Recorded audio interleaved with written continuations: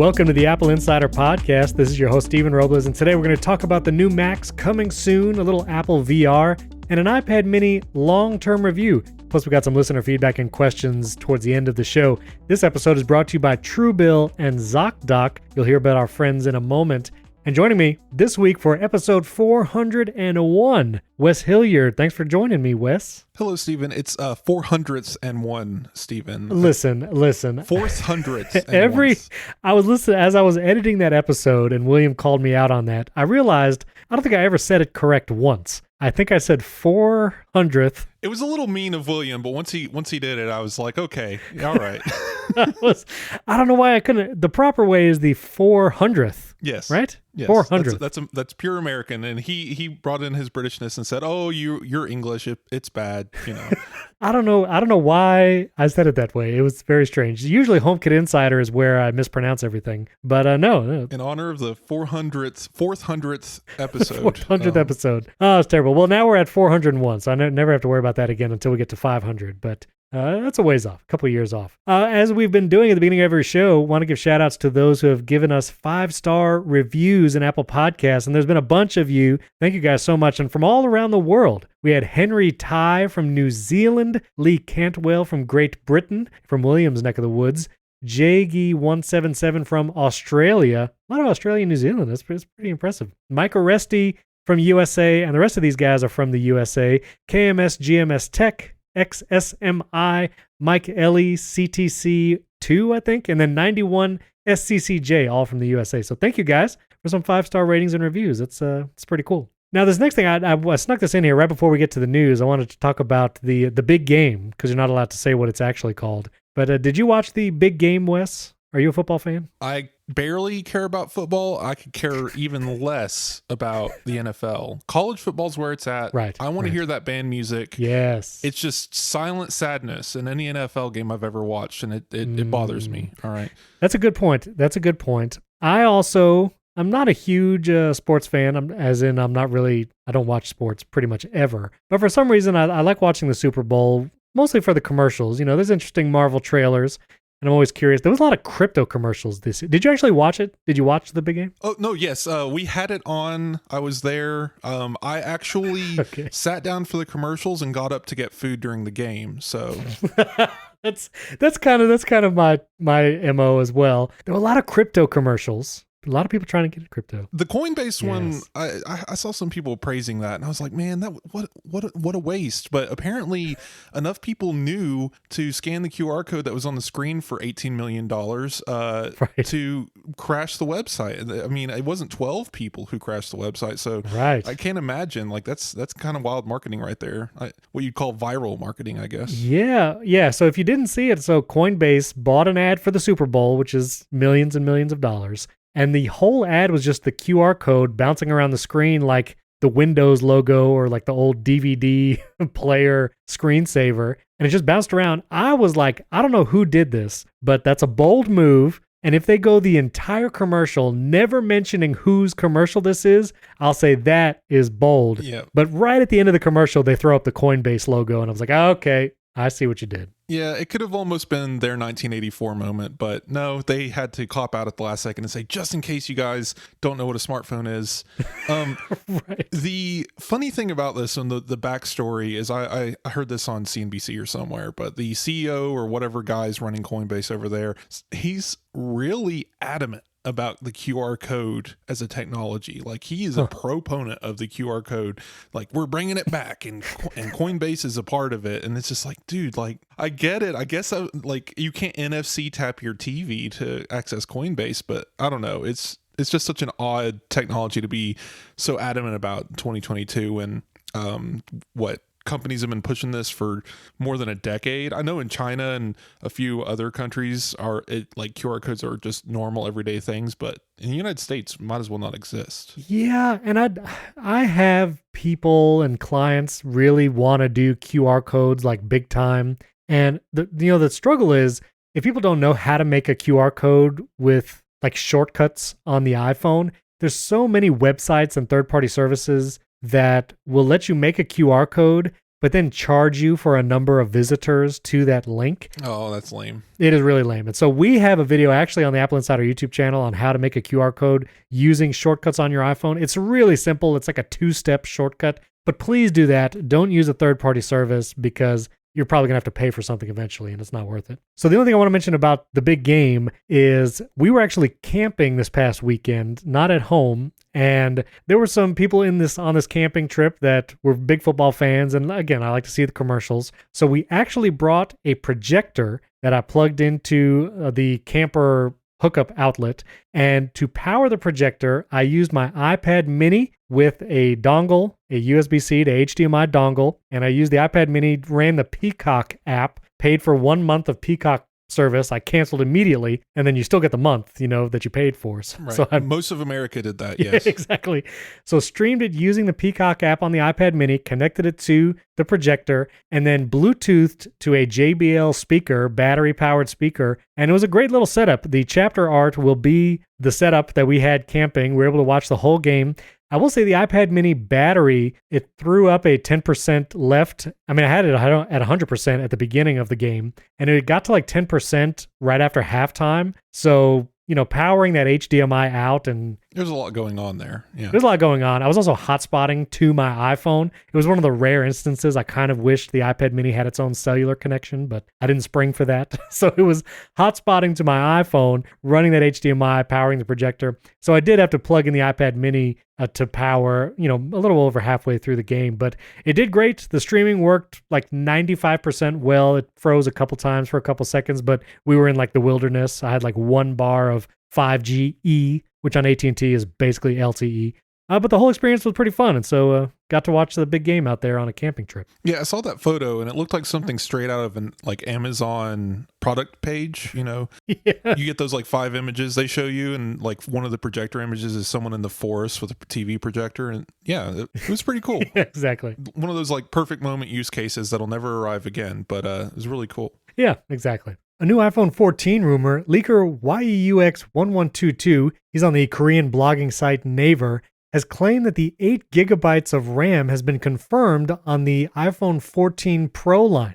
Previously, any iPhone, the 13 Pro right now, has a maximum of 6 gigabytes of RAM, and he's saying that when the iPhone 14 Pro comes out this fall, it will have up to 8 gigabytes. The only other iOS devices you can get with that much RAM is the iPad Pro, which the 12.9-inch M1 iPad Pro goes all the way up to 16 gigabytes of RAM if you get the 1 or 2 terabyte model, but it looks like 8 gigabytes will be coming to the iPhone 14 Pro. Now, it really looks like we have new Macs coming next month, probably in March. There was some EEC database filings. Apple filed for 3 new computers, 2 of them a Apple personal computer and another an Apple portable. And typically, before Apple's about to launch new hardware and new computers, there's going to be database filings and the EEC and all that. And so it looks like this could be the rumored M2 MacBook Pro, which we'll talk about that in a second. Maybe the updated Mac Mini as well. And last week we talked about Apple could be eyeing March 8th as an event date. We haven't heard anything updated since then, but that could be when the event happens. These EEC electronic, it's European Commission stuff, right? Right. We've seen this before. I remember last year there was a few Macs that went filed sometime before WWDC. So everyone was just screaming oh man, the MacBooks are coming at WWDC. Regulation database filings don't necessarily mean they're 2 weeks away, 3 weeks away. They could still be months away. So I know everybody got happy, throwing out the titles look, there's all these Macs, they're coming. Could still be this fall. That's fine. It's just right. And the identity of this M2 MacBook Pro throws it all into question as well. So right. And so let's look at the actual computers that Apple has rumored and we are expecting to see. Obviously, we're still waiting for the larger iMac with Apple Silicon. We still have yet to have an Apple Silicon 27-inch iMac. The updated Mac Mini, presumably with the M1 Pro and M1 Max, we still don't have that updated to Apple Silicon. We obviously don't have the Mac Pro on Apple Silicon either. But the M2 chip, which we expect to see sometime this year in that 13-inch MacBook Pro. And so if you look at the MacBook Pro lineup, we have the 14 and 16-inch that were redesigned with the M1 Pro and M1 Max chips, came out this past fall. But we still have that base model MacBook Pro, the 13-inch, and it's looking like that will actually get the M2 chip. Okay, that's from the regulatory database, right? Like it's Right. got like a part filing that seems to be the M2. That's correct. I guess we will probably see an M2 computer, this MacBook Pro, maybe the Mac Mini is also an M2 computer, alongside Macs that are released with the M1 Pro and M1 Max. I was before, back in the fall, I was like, surely they'll release all the M1 Pro and M1 Max devices before we get to M2, but it doesn't look to be that way. And, historically, Apple has released iPads with like A12Z and A12X while the A13 has been out. So I understand the difference, but I don't know. I just thought for some reason Macs would follow a more linear progression. So out of all these computers, Wes, what do you think, if we see any come next month in March, what do you think we will see? These aren't March. These are, again, it doesn't make any sense to me for Apple to release M2 in the spring. It could happen. It's just, Right. That's a much bigger event. That is very much the October event. And we just had one of those in October. It's only the beginning of the year. Right. It would just be wild to me for them. They're not that accelerated. They're not that much in a rush. They're dominating this new market with these new MacBooks. It's explosive sales. They don't need to add any more logs to the fire.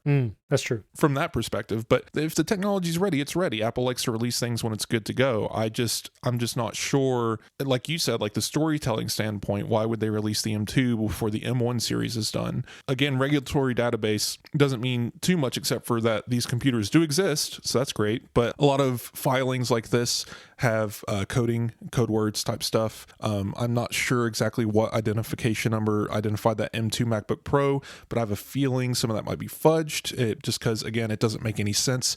Could you imagine Apple releasing a 13-inch MacBook Pro with a touch bar in 2022 after eliminating it from every other device? It doesn't make sense. My thinking, that 13-inch baseline MacBook Pro, which is really kind of a separate category from the refreshed M1 Pro and M1 Max computers. Right. I think it's going to stay around. Apple has always had that based model MacBook Pro, kind of entry-level MacBook Pro. But why does it need a new chip? The M1, it's not like M1's an old chip. Like if Apple wants a budget MacBook Pro, then they can just continue selling the M1, unless they're just afraid of it sounding old because everything else has M2. That's understandable, but... And also with their iPhone and iPad devices, they have been on a much more regular cadence for processor updates. Right. From like full number updates. Every iPhone has had a new number, A12, A13, A14, A15, which is what we're on now. So I think it makes sense. Have the M2 in a 13-inch model, and I think it would make sense to keep it as a 13-inch rather than a 14-inch, because then you could really differentiate. The 13-inch MacBook Pro is the baseline, and then the 14 and 16-inch are the higher-end MacBook Pros. I agree with that thinking, and I also wonder how difficult would it be, like talking about a unibody chassis, right?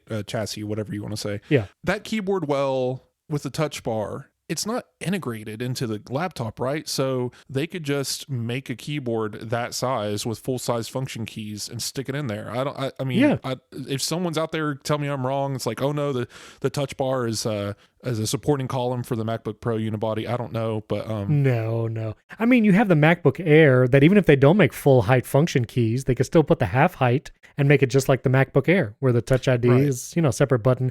And so I'm with you. Wasn't there a 13-inch MacBook Pro without a touch bar once upon a time? Oh yeah, it was the MacBook Escape, or the MacBook Pro Escape, they would call it. Right, the baseline 13. Nicknamed yeah, the ATP guy called it that. The 13-inch MacBook Pro had just a normal Escape and function row. Yeah, that thing already exists. So I mean, unless Apple, they had a story for why the touch bar got gone on the new MacBooks, but I believe that they can also have a story of, look at this budget Pro computer, which again, the name doesn't make any sense. It would be really nice if they could just come out and say, this is the 13-inch MacBook, and then just walk off the stage. And that's, I'm down for the name change. Yes. Take the Pro off and just call it the MacBook, which this is a product lineup that Apple has had many times in the past. The Air, right. MacBook Air, the MacBook, and the MacBook Pro. Now that we've talked about it, I feel a little bit better about a 13-inch with an M2, because that touch bar is the oddity here. I mean, there's no reason for it to get Thunderbolt 4. It'd be Thunderbolt 3. Like, that doesn't need the extra port. So,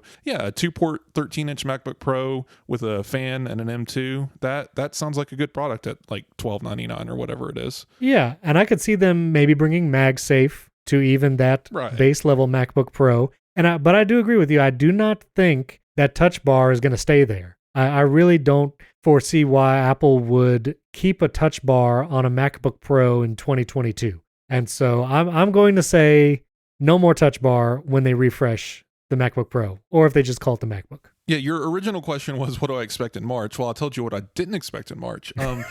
Right. Yeah, so I'll start with the have-nots. But this March event, I think Andrew was, I comment on one of Andrew's statuses about like, why are they even having an event if it's just, these two things? And it's like, Apple could literally release 10 5-minute videos over the course of 2 weeks and just call it the event, right? Like this online stuff now can just be YouTube shorts, right? Like they don't have to Right. follow any kind of format. So I get it. Like Apple doesn't want to burn people on the, like what's an event, what isn't, what's an important announcement, what isn't. But when they have products to announce, they're going like, why not just make one of these videos, be it 30 minutes or 2 hours long? If it's only 2 products, make a video for it and make it flashy, make people excited about it, throw up a commercial, and there you go. I could definitely see this just being the iMac Pro 27-inch, iPhone SE.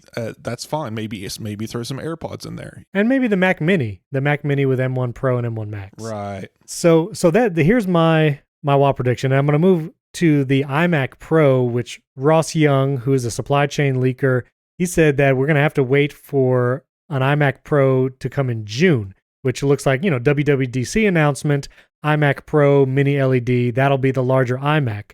So, okay, that's an interesting prediction. Let me know how crazy this sounds, Wes. Imagine Apple does a March event, they update the Mac Mini to include the M1 Pro and M1 Max, and now the Mac Mini lineup is all on Apple Silicon, and they release a 27-inch iMac with the M1 Pro and M1 Max, and then so the larger iMac is now done. But could there then be a resurgence of the iMac Pro line announced at WWDC, which is maybe it's 27-inch, maybe slightly larger, 30-inch, less bezel, and then it gets some kind of variant of what the Apple Silicon Mac Pro would get, like a lower powered version, and we actually have 3 iMacs, the 24-inch, the 27-inch, and then the iMac Pro as that high-end iMac. What do you think about that? Well, I'm on board with the 3 iMac theory because I think I posited that back when we were doing our render articles on this. Right. Basically, it's iffy. It's the timeline here that's weird. iMac Pro is the M1 Pro, M1 Max, plus M1 Max Plus, whatever they want to call it, chipset, right? The slightly improved, better clock speed chipset going into a higher end iMac Pro. I believe all 3 of those are iMac Pros. They just have different tiers of chipsets, which would be totally fine. I don't think we need to consider those different categories. The 27-inch iMac that isn't the iMac Pro gets the M2, and that would be this fall or later. It's just the order that you said that I think is wrong. I don't think we're going to see a consumer grade 27-inch unless it's the standard M series, because the M1 Pro, M1 Max, I think go in pro computers. Sure. Right. Sure. They're not going in consumer grade computers, and that's the only distinction I would make there. And Ross Young stating that this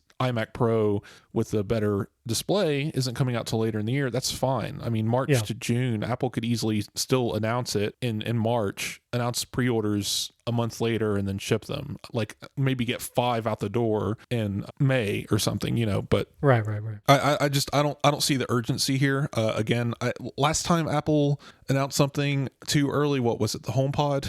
It doesn't happen often. But I don't see the iMac being a dangerous object to pre-announce. No. I'm going to stick with the 3 iMac theory and see if this pans out, because the other part of Ross Young's prediction or leak is that the mini LED iMac will be announced in June, which could be a differentiating factor between the larger 27-inch Apple Silicon iMac and an iMac Pro. Maybe the iMac Pro gets mini LED and ProMotion like the MacBook Pro, and just the regular quote-unquote 27-inch iMac gets no ProMotion, no mini LED, just kind of the same display as the 24-inch. So I mean, that could totally just be, a WWDC computer announcement. I mean, this doesn't have to get announced in March, but then the question is what's getting announced in March? But here I counter with, remember, and I know this wasn't like a televised event, but it was still an event. Remember the education event where they announced literally the Logitech crayon and an iPad? Yes. It was an entire thing. It was huge. Everyone covered ordered it, like people went mad, and it's like, dude, they literally announced a stylus that was $70. There was some software things, I think, in the education world that They was updated the classroom app. Yeah, yes. yeah. I'm under exaggerating. I don't think either it's people's short memories or their hype and excitement, and they want the Apple car in March along with William. I think it's okay if we just have a 30-minute video about an iPhone SE and AirPods Pro. I just don't see why we always need to justify the quote-unquote Apple event, especially in the TikTok era when people are rotting their brains with 15-second videos. But apparently the algorithm is pushing 7-second videos. So right, we're already dead. Shorter. All right, continue. Okay. Well, we'll see. I mean, next month, we're only a few weeks away from March 8th, so we will see. We'll see if it pans out.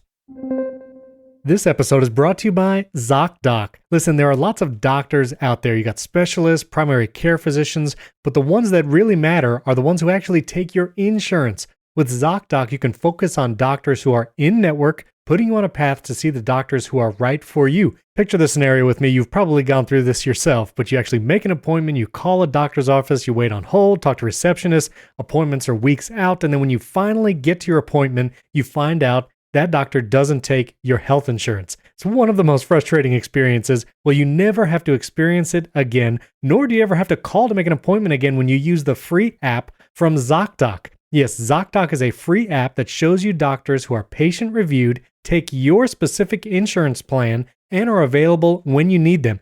I personally use ZocDoc because I can put my insurance provider and my exact plan in there, and I can search primary care physicians, specialists. I actually used this just the other day. I had to find an orthopedic doctor for my son, and I used ZocDoc to find one that was close by, in-network, and with high ratings. You can read up on local doctors using the ZocDoc app. You get those verified patient reviews and see what other real humans had to say about their visit. And when you walk into that doctor's office, you're set up to see someone in your network who gets you.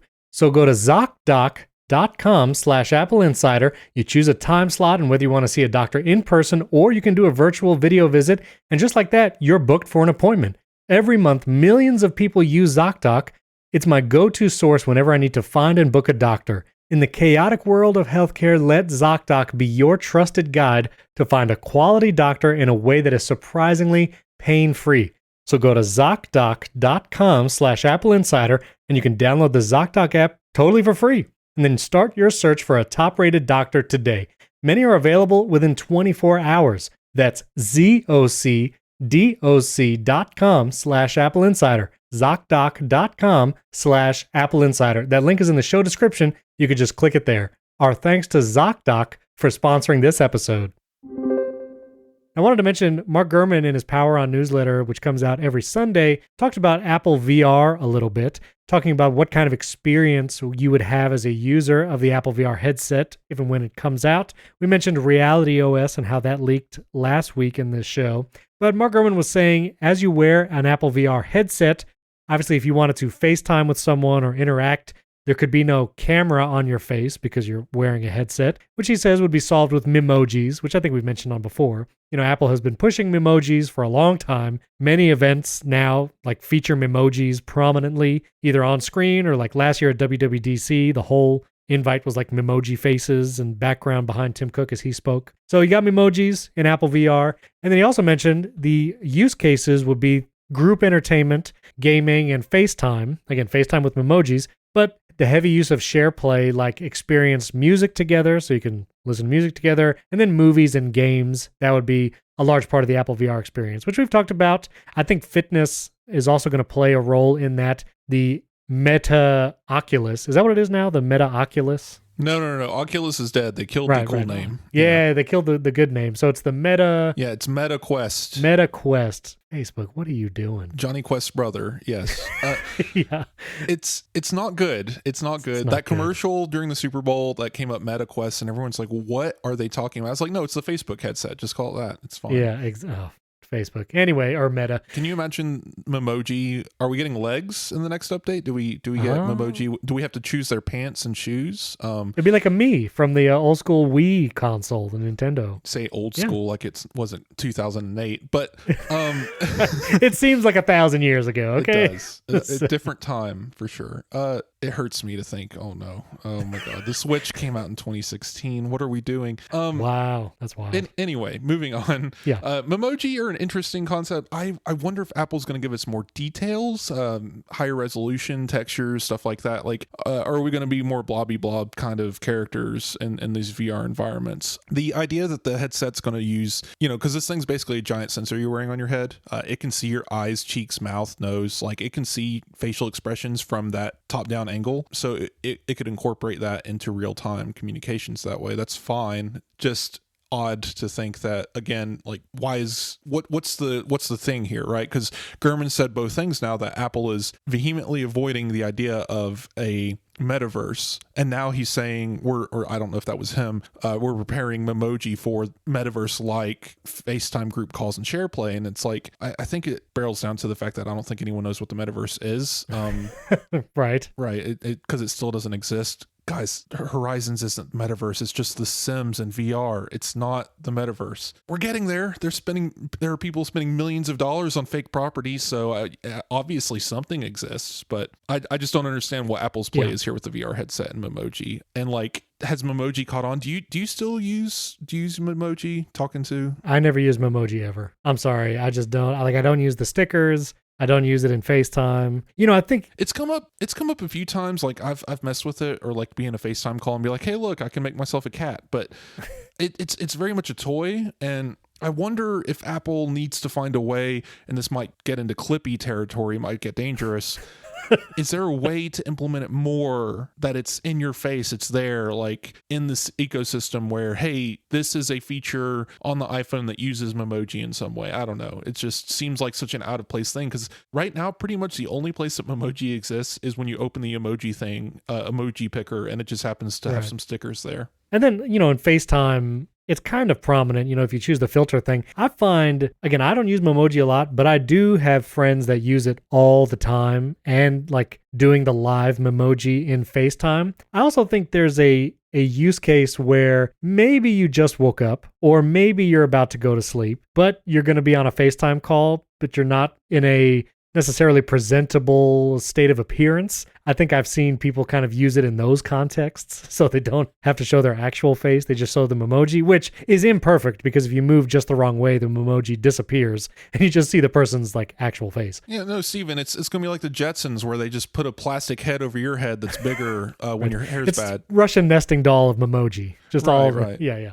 So we'll see. We'll see if it is even this year, or again, there were some rumors it might be 2023. Stay tuned. All right. So yes, you wrote an article about TikTok. So tell me about it. Just another one of those things where I'm not sure how this article like originated. I'm not going after the people who wrote it or the people quoted in there or whatever. We found this article that was making the rounds. It was posted on Reddit. A lot of people talking about it, and we just caught up to it and is like, what is this? And it's a story. Let's see. Their title is TikTok can circumvent Apple and Google privacy protections and access full user data, two studies say, exclusive to the Wrap. So I dug into this wow, there is so much here that is just wrong. I don't know where to begin.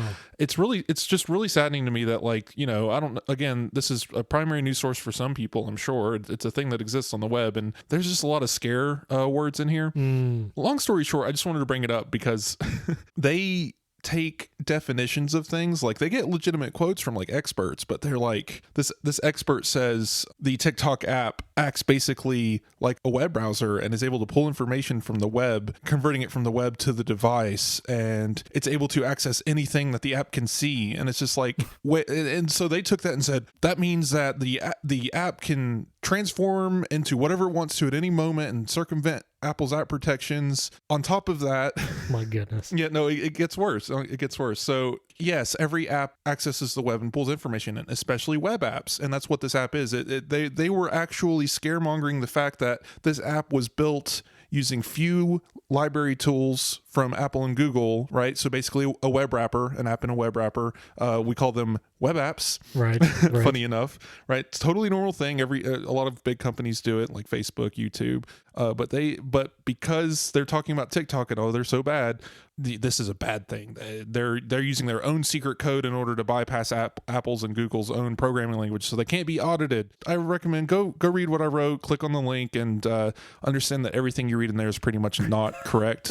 And the craziest part of this whole thing is you get to the very bottom of the entire article where TikTok is this terrifying Chinese company, and it says TikTok's data mining may be no worse than that of major social networks like Facebook. Yeah. Well, anyway, I just wanted to point this story out that, guys, be careful. There's a lot of scaremongering, misinformation. I hate TikTok as much as the next person. That's a lie. I think everyone loves it. I'm the only one who hates it. But, they're terrible for a lot of reasons, but this is one of those, technology is scary and all these words are meaningless to me, so we're going to attach our own fear to them. My goodness. Yeah, we'll get to something similar when we talk about AirTag and stalking as well, but right. The people that do these kinds of reports, it's a disservice to readers and everyone that they don't understand the technology, which you really have to understand it to understand whether or not it's a threat. So we'll put a link to Wes's article in the show notes. You can check that out as well. So the AirTag news, I feel like is getting a little out of hand. We've addressed this a couple times. Last week, I snuck in the Apple statement about AirTag and some of the updates they're going to be doing in regards to setup. You'll be able to do precision finding with AirTag that is not yours. If you get the notification that an AirTag has been following you, you'll be able to throw it into that precision finding and actually see exactly where that AirTag is. And now the Attorney General of New York, Letitia James, actually tweeted about AirTag saying, quote, "Want to protect New Yorkers from bad actors using Apple AirTags to track individuals' locations and their belongings for harmful purposes." She goes on, and this is where I think she gets a little exaggerated. She says, "Across the country, Apple AirTags are being misused to track people and their belongings to cause harm," said James. Quote, "I urge all New Yorkers to pay close attention to their belongings and follow the tips provided by my office to stay safe," end quote. So I feel like saying across the country Apple AirTags are being misused is a bit of a hyperbole. Yes, we have been seeing cases of AirTags being used in nefarious ways, but on the other hand, we have also been seeing times when the features that Apple has built into AirTag, unlike other tracking services like Tile and the many GPS trackers you can buy that don't have these same safety features, that Apple's AirTags have actually been found when trying to be used in a nefarious way. And we had another article just this week talking about a woman in Pennsylvania who got the notification that an unknown AirTag has been following her. She used her phone to find it on her trailer hitch, and she actually was able to identify the person. She contacted the police, and the person was arrested. And that was because Apple's safety features built into AirTag allowed her to identify it, find it, and contact the authorities. And other services like Tile and other GPS trackers don't have these features. So I feel like it's just in this weird place where it's being blown out of proportion in some ways, and we're hearing about these stories where Apple safety features are basically catching these stalkers. So this is all weird ground to be in, because we don't have all the data. I don't think anyone has all the data except maybe Apple, because they're the ones getting the subpoenas from police. But right. How widespread is it? Who knows? But I think the other side of the conversation is, and if you think about it, technology brings awareness to a lot of things going on that maybe we're not always aware of. Right. And I believe AirTag is a similar situation where abusers have always used the technology available to them to abuse people or their partners or whoever it may be.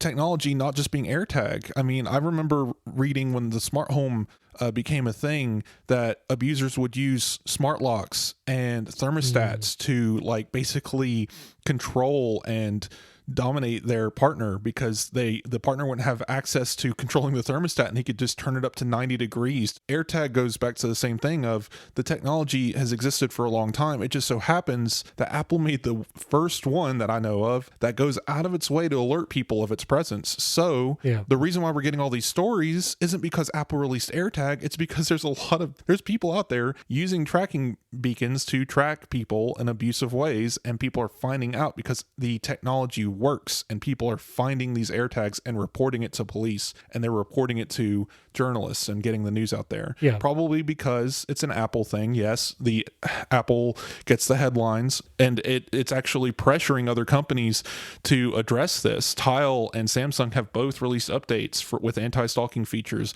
Not as robust as Apple's, but it's a start. Yeah. And I think to your point, technology has always been used in both nefarious ways and in super altruistic ways. I remember when we started having kids, we would get these baby video monitors, and it was in the news that sometimes those can be hacked into because they just use like regular radio frequencies, and nefarious actors would hack into those cameras, especially ones that could actually speak back into like the baby's room and start saying things in the room. And it was like super creepy. Yeah, that's terrifying. Yeah. And that's a thing where it wasn't any one company subjected to it. It was just because of the nature of the technology. That's also part of the whole CSAM conversation about why Apple is trying to put forth those measures to prevent those kinds of things. Because again, technology can be abused in all kinds of ways. And so to your point also, I think the scale at which Apple operates, this is always why when Apple enters a product category, it's going to change that category forever just because of the scale of the network, just the amount of iPhones that are around, especially in the US, it's the predominant platform, and AirTag is just super popular. Like there's a bunch of people going to buy it because it's an Apple product.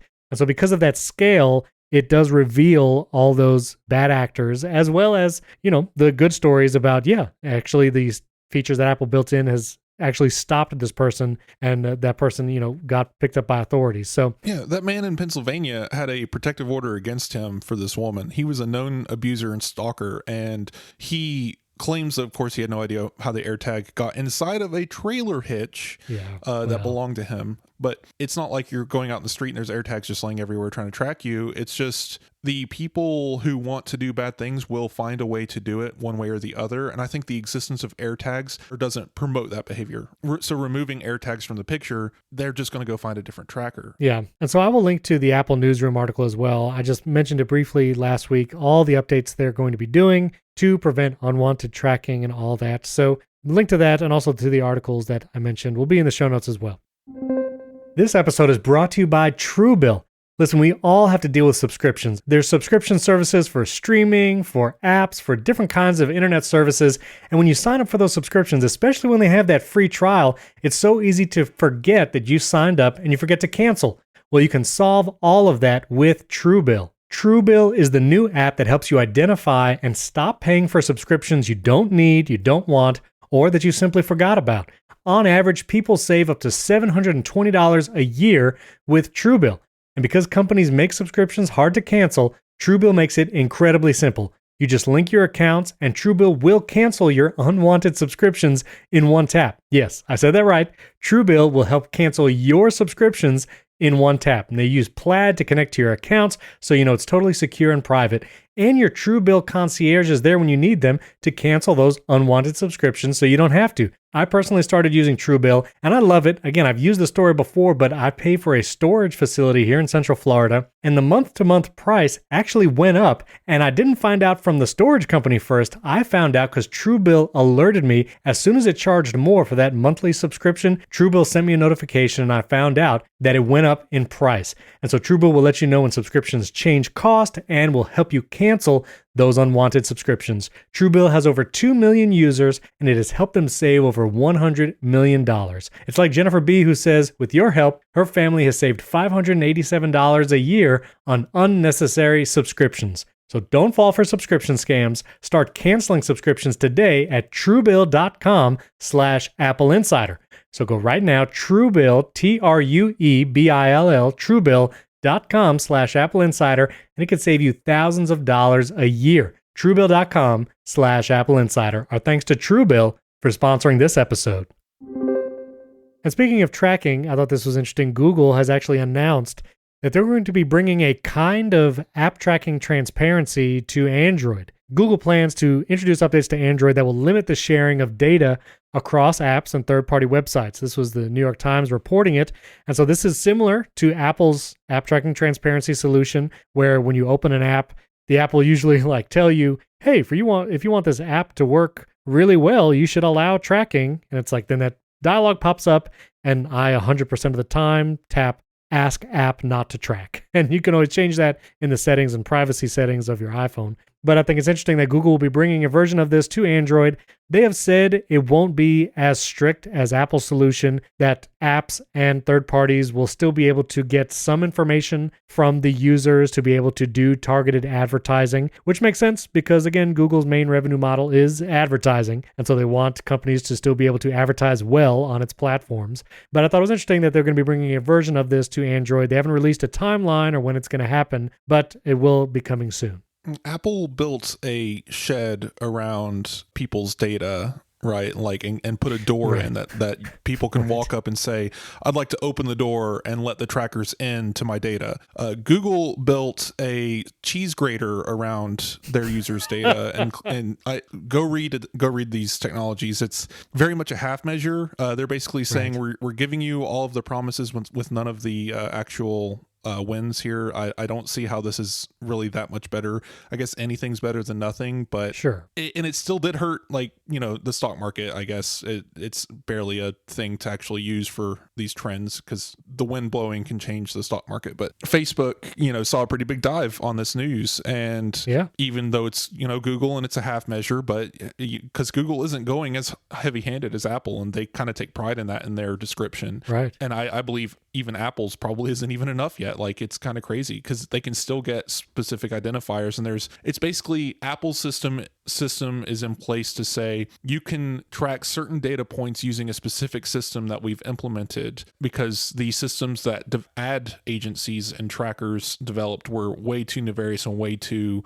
enveloping and sneaky. So like Apple's like taking this route where basically they're controlling the technology stack and saying you can use our available technology stack to get people's data as long as they've given you permission to get that data. And when you turn off that feature and say ask not to track, you basically end access to a lot of data points, and the data points they do get are all anonymized binaries. Basically, these you get a advertising ID still, but it's not attached to you in any feasible way. Like, triangulation efforts from advertising agencies can still try and figure out who has that data, but it makes it much harder. So yeah, exactly. All right, well, one last piece of news before we get to an iPad mini long-term review. Apple actually updated its support app to version 4.5, and it will actually include repair costs now. So when you go in there and you tell it what hardware, what device you need help with, and what's wrong with it, whether it's a cracked screen or maybe you need a battery replacement, the Apple Support app will actually give you an estimated price for many of those common repair types.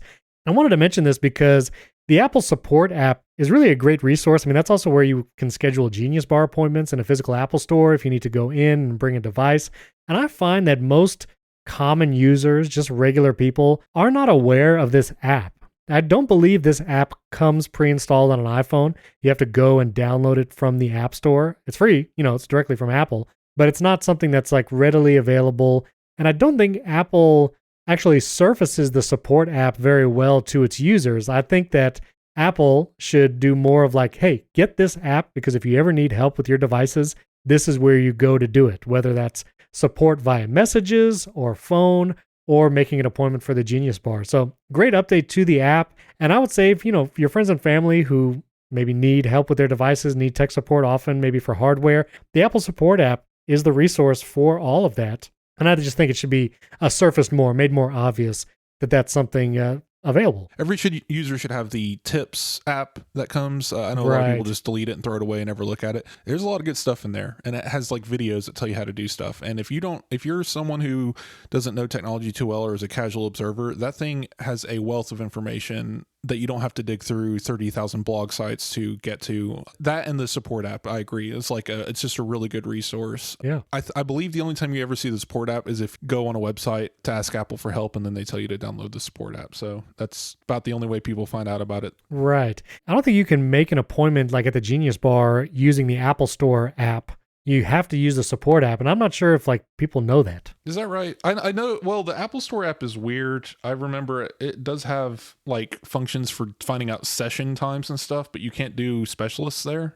Right. Let me look. Something like that. I'm not sure. There's but a session. Apple Support app. Oh yeah, you click Get Help, and it tells you to get the Apple Support app. That's funny. Right.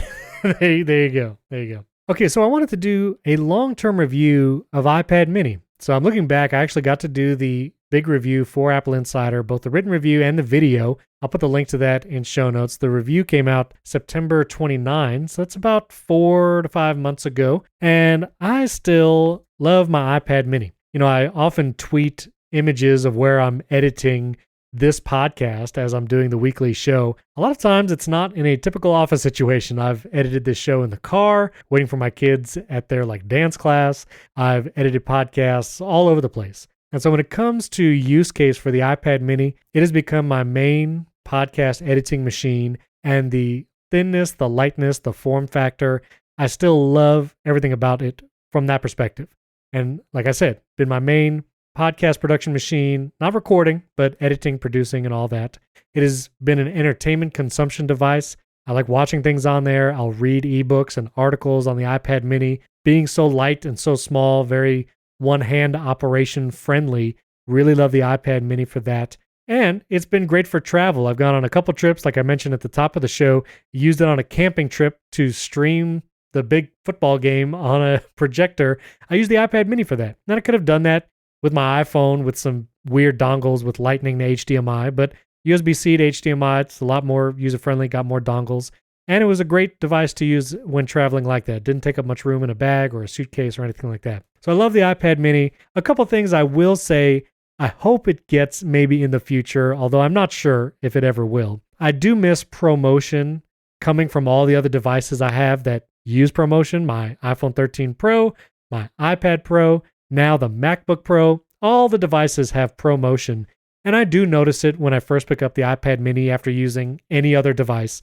I'm like, man, it's not as smooth, and when editing podcasts, scrolling back and forth real fast, I would love to have ProMotion for those reasons. So would love to see a future iPad mini get ProMotion. That's a want there. There's still some weird display things, like I use a large weather widget on the home screen, and the multi-day forecast is still all scrunched together. It's like, I feel like that should be fixed in a software update. Could have been fixed between September when it was announced and now. So still some weird display things there. I'm sure it will get fixed eventually. Maybe we'll have to wait till iPadOS 16. I still think the volume buttons are okay, but I do kind of wish they were on the side. I do sometimes fumble around for them. I forget they're on the top or which side they're on depending on how I'm holding it in landscape mode. It's fine. I understand why they're on the top because the whole folio case and, you got the Apple Pencil on the other side. So I get it. But the volume buttons are not perfect. And the last thing is more of a software than a hardware of the iPad mini. But when I edit podcasts on the iPad mini, I'm tapping with my finger a lot in the middle top edge of the screen. And I hit the multitasking 3 dots really often. Like a lot of times while I'm editing, I hit those 3 dots by accident and I have to tap away to get the multitasking options to go away, and then keep editing. And so those multitasking buttons, I wish I could hide them. I wish there was an option in settings to just only do multitasking via gestures and not those 3 dots. I'll have to look. Maybe there's an option, but I don't think so. I'll look now as Wes gives his review. But that's the only thing. It's, again, more of a software. It could be fixed. But overall, I still love the iPad mini. I think for certain use cases, especially for reading, media consumption, and for me, podcast editing with the Apple Pencil, it really is a great device. I'm very happy I got it. And I'll be curious for future iPad mini models as well if they bring some of those features like ProMotion. But what have you thought? You've had the iPad mini for just as long. How do you feel about it? I love it. I use it every day. It's in my pocket. I have a Mack Weldon robe thing. It has iPad mini size pockets in it, and I just carry it around with me all day, and it's amazing. Sometimes I'll go back and forth. There's no real distinction between why I'm using an iPhone or an iPad. I have similar apps on both, but when I'm using the iPad mini, yeah, it just feels nice on the hand. Everything's nice and big. Using it with universal control, it's kind of cool just having it. I have it on a magnetic dock under my monitor, rotated in vertical orientation with the music app just running, showing me what's playing on the speakers, and just that big art sitting there is really cool.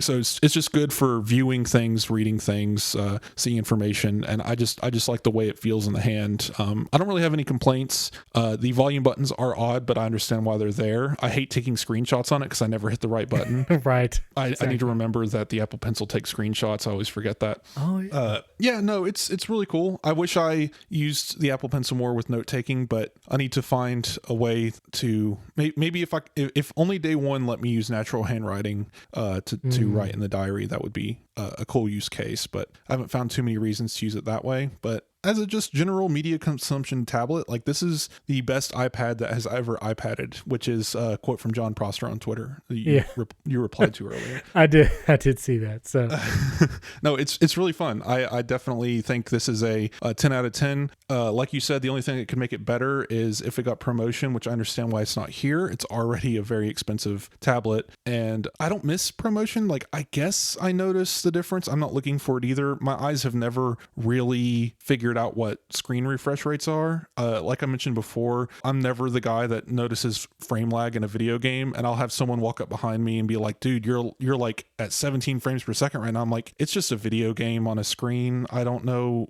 what I'm looking for. People complaining about the I guess I'm fortunate because the people complaining about the jelly scrolling or whatever. Oh, yeah, I've never noticed that. I'm not looking for it. I don't know. It's not something I care about, or maybe my eyes just don't work, but it's just a really fun device. I don't know what else to say about it other than it's a cool iPad, and I really hope that Apple fixes whatever the heck's going on with the home screen in iPadOS 16. Yeah, exactly. All right, real quick, there was some follow-up I wanted to do. First of all, calendars and what day of the week you start your calendar on. A couple interesting, there was a lot of responses, actually. A lot of people, different days for different reasons. At Akira Tech on Twitter, he actually worked for Apple Retail. He says Apple Retail starts their week on Saturday, and so that's how he had his calendar set up. So that's a good reason. He also mentioned, I had the question of when you buy a product using the Apple Store app and pay for it yourself and then just walk out, does the employee team get some kind of notification that happened? And he said didn't get notifications from Apple Retail, or like the Apple Retail employees didn't get any kind of notification, but there's usually someone dedicated to stay in the accessory area in an Apple Store, and so they're probably keeping an eye and looking over your shoulder to make sure you're buying something and actually bought it. Did you ever do that? Have you ever bought something and just used the Apple Store app and then walked out? Several times, because when I lived in Virginia Beach, we had 2 Apple stores in our area, so I would just pick up a cable or a case and just walk out with it. I thought it was the coolest thing ever, so just hide it under my jacket, sneak out the door. They didn't care. They saw me buy it. So yeah, they saw you buy it. And then also, what day of the week does your calendar start on, Wes? All right, so I want someone listening to make me a alignment chart for days of the week for your calendar. Like chaotic good? No. If neutral is Monday, chaotic good would be like Sunday. Chaotic evil would be Wednesday. I'm going with Wednesday as the start of my week. No, I have my calendar in Fantastic Cal set to what's the Monday. I have it set to Monday, which is the normal thing that everyone should probably do. But yeah, and then a lot of people said their work schedule, their work week starts on some weird day just because the company has their work. And that's fine. Totally understandable. Yeah, obviously. Yeah, Saturday is chaotic good. I would say Saturday is chaotic good, but Wednesday is chaotic evil. Someone make this alignment chart for me because I'm too lazy. I would love to see some fan art for all kinds of things on here. William playing soccer with the Ted Lasso team. Anything. Quote for Steven Robles: I would like to see some fan art. That's it. Just I would. I listen to other t-shirt. I listen to other podcasts and people make them fan art. And I understand our topics of conversation doesn't warrant much fan art, but Cortex has such amazing animations. Goodness. I love it. Yeah, that's a dedicated fan right there. That's awesome. Exactly. So hey, listen, fan art. I don't want anybody to do work for free unless you want to, in which case we will definitely tweet it out. That's all I'm saying. Fan art. Steven says he's paying you with what's the phrase? Exposure. I'm paying for exposure. Exposure, yes. He's paying with exposure. You will get 1 retweet, 1 like from Steven Robles. Yes. And then a couple other tweets that I didn't fit into episode 400, but one is from @Twisterways on Twitter. He wanted us to share a funny moment me, you, Wes, and William maybe had behind the screen, like recording the show. And it's one of those things where we actually record pretty tightly. The show's about an hour and we pretty much record for an hour. There's not much like prep or post work, aside from, I do the notes and I share them with the guys. But as far as funny moments behind the scene, I sent William that Ted Lasso blanket and, I didn't tell him it was coming. That was probably one of the funniest behind the scene moments. But yeah, otherwise, I don't know. I mean, have you remembered anything? I don't think there's much opportunity for weird stuff to happen. No, I mean, our recordings usually go pretty well. We have our own little memes, I guess, like Earth, Wind, and Fire and stuff. But Oh yeah, that's. I do like that. I do like that. That was in relation to the iPad Pro, which did come out in May. I just might add. That's what it was about, right? yeah. It was about but May like a year later, so you were still wrong. But Okay. And now it's the AirPods Pro. I said AirPods Pro coming out, this spring, and you sent me the Earth, Wind, and Fire gift. Do you remember? right. September. Yeah. Well, and the last thing I just want to mention, our friend of the show, Fernando Silva, he has an awesome YouTube channel about iPad, everything. He asked, what is something I wish I knew when I started episode 1 of this podcast that I now know after 400 episodes? And, this is one thing, if you've not been around since the beginning, I had the privilege of starting the show in 2015. I was on for a dozen or so episodes, and then I had to take a hiatus. Victor Marks was gracious enough to host the show for several years. And then I came back 2 years ago now. Just now, like February 2020, I came back. What did I wish I knew? It's hard to think back that long ago. I mean, it was like 7 years. But I would say to those who are looking to start making a podcast, which I still think, start a podcast. There's a lot of big names in podcasting, a lot of big companies. Spotify is buying every podcast company that's out there.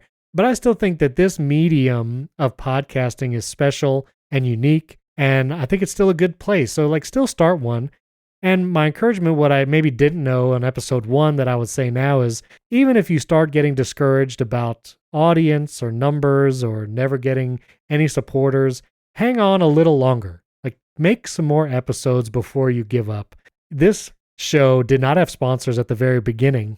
And, back in that time, it was my dream to have Casper Mattresses sponsor the show, because that was kind of like the sponsor who was just on every big podcast was Casper Mattresses. And unfortunately, I reached out and didn't hear anything. And then I had to leave the show. And right after I left, I got an email, and it was Casper Mattress, and they were going to buy an ad on the show. And I was like, man, a couple more weeks and I would have had that Casper Mattress ad. And, I never knew I would be able to come back to this show. And now, because of listener support and the great audience we've had, we have great sponsors now regularly, and which is awesome. And so I would encourage you, hang on a little longer for another show that I do about movies. It's just for fun. We don't have sponsors because it's not a big show. But I remember my co-host and I, in our first year of doing the show, we were like, okay, if we don't get any paid supporters by the end of the first year, or by episode 50, I forgot what exactly it was. We said, we'll call it. We'll stop doing the show. Let's at least make it to episode 50, or let's at least make it for a full year of doing it. And we pushed our Patreon, and we got some supporters. We don't have a ton of paid supporters, but we have some. And it's enough to be like, all right, let's keep doing this. And so that would be my encouragement. If you want to do a podcast or a YouTube channel or anything in that creative space, just hang on a little longer, do it for a little more, and see what happens. Because a lot of times that first ad sponsor or that first paid supporter is right around the corner, and you'll never know unless you just keep going for a little longer. So that'd be my encouragement after 400 episodes of doing this. I've only been doing this for 2 years. I'm getting close to 50 episodes. I don't have an exact number, but 5-6 episodes away, because I started in May of 2020 doing this. Yeah. And yeah. surprise, I think I might have mentioned it then, but that was my first ever time even talking to a microphone, let alone doing a podcast. So, wow. Come a long way. I know I still stutter and distract Stephen with my commentary from time to time, but it's pretty fun. And I would definitely say my advice is don't be afraid. Mm-hmm. The thing is editing is magical, and you don't have to worry so much about crosstalk. One of the things at the beginning I noticed that I did a lot was stop talking with Stephen a lot, and now I've learned that I have to either run over him to get a point out. Sure. Just because it's not being rude. It's there is an infinitesimal delay between the two of us through the internet, and we're not always going to be able to be exactly in the moment. So yeah, just get out there, say what you need to say, and don't be afraid of stepping on each other's toes a little bit, as long as it gets fixed in editing afterwards. But I think it's pretty cool. I personally want to be on more podcasts. I've told Stephen before, even not with him, just other people. If there was a way for me to get started on something like a gaming podcast would be cool. Someone mentioned doing some kind of gaming or Apple Arcade style thing or something. But I just enjoy the format. I enjoy the medium. I listen to more podcasts than I listen to music. So these days, which is surprising. But same. I don't know. Anyway, No, that's really good. Thanks, Fernando. Thanks to everyone, again, for supporting and listening to the show. It's awesome.